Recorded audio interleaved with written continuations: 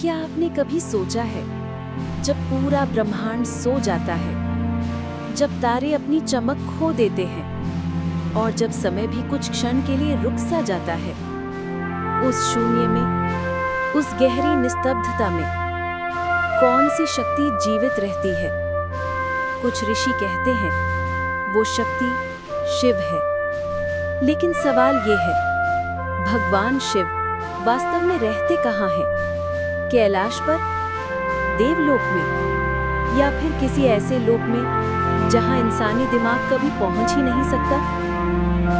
आज हम जानेंगे शास्त्रों, पुराणों और योगियों के अनुभवों के आधार पर ब्रह्मांड में शिव का असली निवास कहाँ है। सबसे पहले बात करते हैं कैलाश की। कैलाश पर्वत केवल एक पहाड़ नहीं है, ये एक ऐसा ऊर्जा केंद्र है जिसमें समय धीमा पड़ जाता है, हवा अलग तरीके से बहती है और प्रकृति एक अदृश्य शक्ति के अधीन महसूस होती है। योगियों के अनुसार कैलाश वो स्थान है जहां मानव और देव ऊर्जा का मिलन होता है। लेकिन क्या शिव सच में वहीं रहते हैं? उत्तर है हाँ भी और नहीं भी, क्योंकि कैलाश उनका स्थूल निवास है, लेकिन वास्तविक शिवलोक कहीं और है। पुराणों में एक लोक का वर्णन मिलता है, महाकैलाश, जो इस भौतिक दुनिया से अलग है। ये कोई ग्रह नहीं, ये कोई तारा नहीं, ये एक ऊर्जा लोक है। माना जाता है कि मानव शरीर की सीमाएं और भौतिक विज्ञान के नियम वहां लागू ही नहीं होते। वहां सिर्फ चेतना है, सिर्फ ऊर्जा है, और उस ऊर्जा के केंद्र में है महादेव। यही वो लोक है जहां शिव अपनी संपूर्ण दिव्य अवस्था में रहते हैं। ब्रह्मांड में जहां जहां जीवन अपनी चरम अवस्था पर पहुंचता है, जहां मन शांत हो जाता है, जहां विचार मिट जाते हैं, वहां शिव प्रकट होते हैं। ऋषि कहते हैं शिव किसी स्थान पर नहीं रहते, वे स्वयं स्थान है, वे स्वयं समय है, वे स्वयं ऊर्जा है। जहां कंपन रुक जाता है, जहां गति समाप्त हो जाती है, वहीं शिव की उपस्थिति सबसे गहरी होती है। इसीलिए उन्हें महाशून्य भी कहा गया है। शिव ध्यान में कहाँ जाते हैं? कहते हैं कि जब शिव ध्यान में बैठते हैं तो ये इस ब्रह्मांड को छोड़कर एक और ब्रह्मांड में प्रवेश करते हैं। ये ब्रह्मांड न भौतिक है, न प्रकाश पर आधारित, न ही किसी दूरी का बंधन है।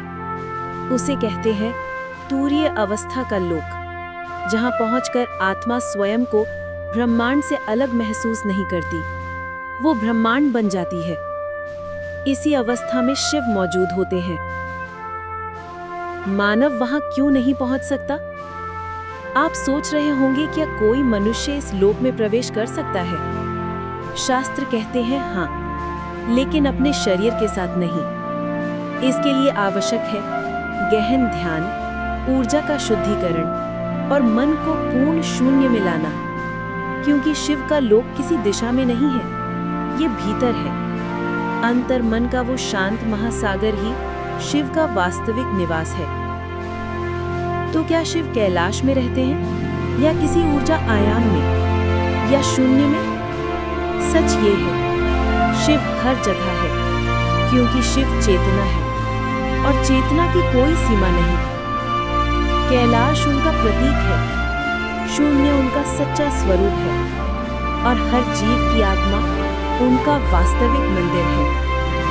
शिव बाहर नहीं, शिव भीतर है, वो जगह जहां आपके मन की आवाज भी शांत हो जाती है। यदि आपको ये आध्यात्मिक यात्रा पसंद आई हो तो याद रखिए, शिव को खोजना बाहर की यात्रा नहीं, शिव को पाना अपने भीतर की यात्रा है। हर सांस के साथ, हर धड़कन के साथ, हर चेतना की लहर के साथ शिव आपके भीतर मौजूद है। जय महादेव, हर हर महादेव।